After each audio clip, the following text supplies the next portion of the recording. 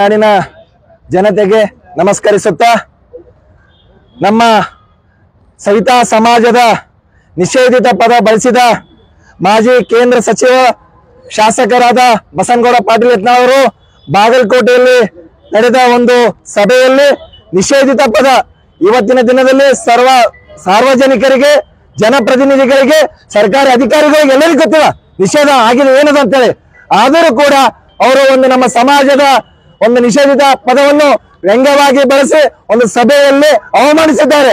ಅವರಿಗೆ ಇವತ್ತಿನ ದಿವಸ ಇಡೀ ನಮ್ಮ ಕರ್ನಾಟಕ ರಾಜ್ಯ ಸವಿತಾ ಸಮಾಜ ಕುಲ ಬಾಂಧವರು ಅವರಿಗೆ ಧಿಕ್ಕಾರಕ್ಕೆ ಹೋಗಿದ್ದಾರೆ।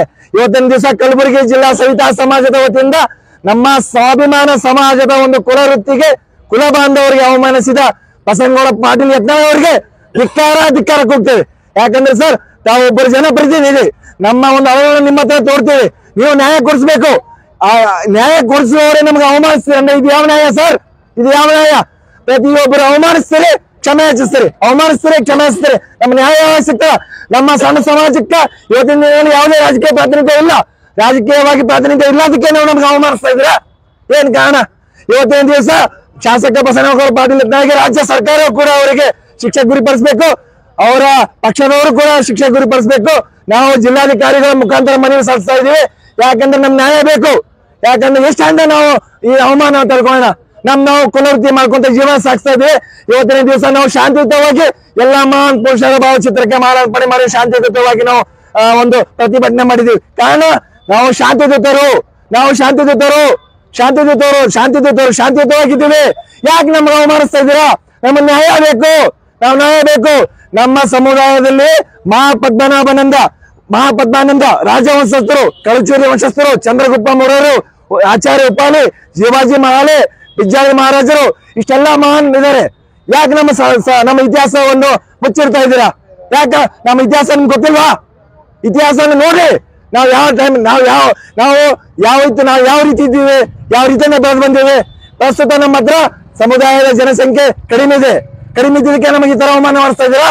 ಇಲ್ಲ ಸರ್, ನಾವು ರಾಜ್ಯಾದ್ಯಂತ 20 ಲಕ್ಷ ಜನಸಂಖ್ಯೆ ಇದ್ದೀವಿ, 20 ಲಕ್ಷ ಜನಸಂಖ್ಯೆ ಇದ್ದೀವಿ।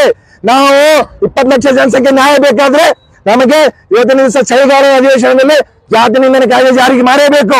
ರಾಜ್ಯದ ಮುಖ್ಯಮಂತ್ರಿಗಳಿಗೆ ನಾನು ಕಳಕಳಿಯ ಮನವಿ ಮಾಡ್ಕೋದೇನೆಂದ್ರೆ, ಸಾಕಾಗಿದೆ ಸರ್ ನಮ್ಗೆ ಇದು ಅವಮಾನ, ಎಷ್ಟಂತ ತಳ್ಕೋಬೇಕು ನಾವು?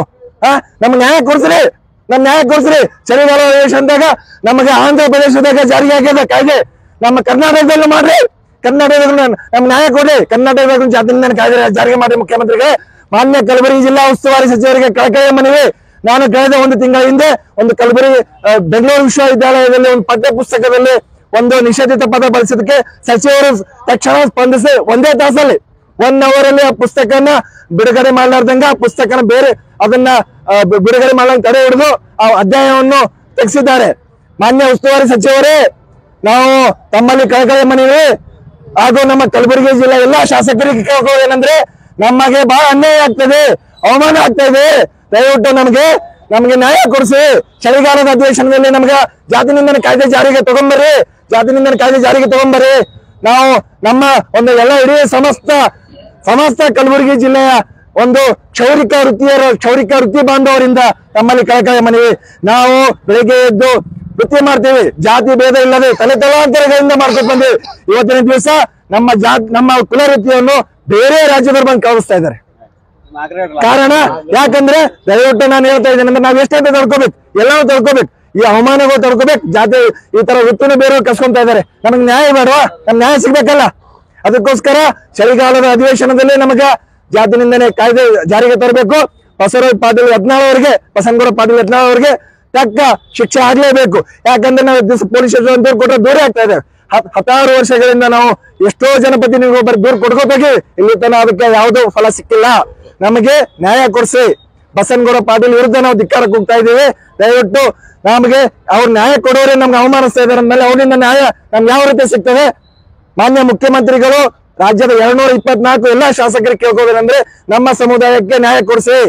ರಾಜ್ಯದ ಎಲ್ಲಾ ಕಡೆ ನಮ್ಮ ಸಮುದಾಯದವರು ಇದ್ದಾರೆ, ನಿಮಗೆ ಕ್ಷೌರಿಕ ವೃತ್ತಿ ಮಾಡೋರೆ ನಮ್ಮ ಸಮುದಾಯದವರು, ನಿಮಗೆ ಕ್ಷೌರಿಕ ಕೇಶ ವಿನ್ಯಾಸ ಮಾಡೋರೆ ನಮ್ಮ ಸಮುದಾಯದವರು, ನಮ್ಮ ಒಂದು ಸಮುದಾಯಕ್ಕೆ ನ್ಯಾಯ ಕೊಡ್ರಿ। ಇವತ್ತಿನ ದಿವಸ ಚಳಿಗಾಲ ಅಧಿವೇಶನದಾಗ ನಮಗ ಜಾತಿ ನಿಂದನೆ ಕಾಯ್ದೆ ಜಾರಿಗೆ ಹಾಕಬೇಕು, ಬಸನಗೌಡ ಪಾಟೀಲ್ ಯತ್ನಾಳ್ಗೆ ಶಿಕ್ಷೆ ಆಗ್ಲೇಬೇಕಂತ ಹೇಳಿ ನಾನು ಆಗ್ರಹಿಸ್ತಾ ಇದ್ದೀನಿ.